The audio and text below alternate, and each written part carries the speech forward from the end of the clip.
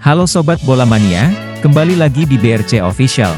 Ada kabar menarik nih mengenai PSM tatap laga kontra Persib dengan perasaan kecewa. PSM Makassar harus menerima kenyataan pahit tersingkir dari ajang kompetisi antar klub AFC Cup 2023 hingga 2024 setelah hanya bermain imbang 1-1 kontra Haiphong FC, Vietnam.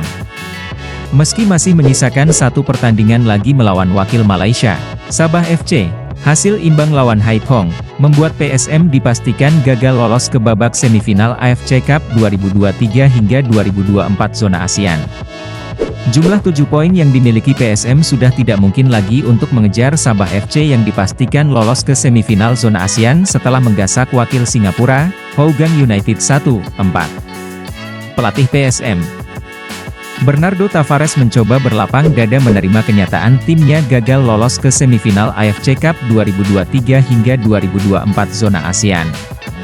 Kami ingin mengubah situasi itu, kami ingin mengumpulkan 3 poin namun saya harus realistis mereka telah memulai mempersiapkan laga ini sejak 9 November, kata Bernardo Tavares dikutip dari laman Fajar.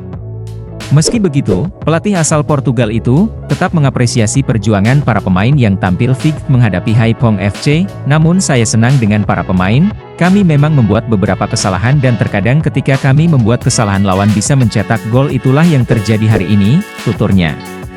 Sementara pemain andalan PSM, Yakob Sayuri, menyampaikan permintaan maaf atas kegagalan PSM di ajang AFC Cup 2023 hingga 2024. Hasil seri, kami memohon maaf kepada supporter, ungkapnya, PSM akan melakoni pertandingan selanjutnya menghadapi Persib Bandung pada lanjutan kompetisi Liga 1 2023 hingga 2024. Tidak banyak waktu yang dimiliki Juku Eja untuk mempersiapkan diri menghadapi Maung Bandung.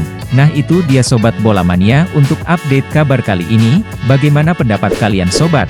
Tulis pendapat kalian di kolom komentar ya Sobat dan jangan lupa untuk like, comment, and subscribe.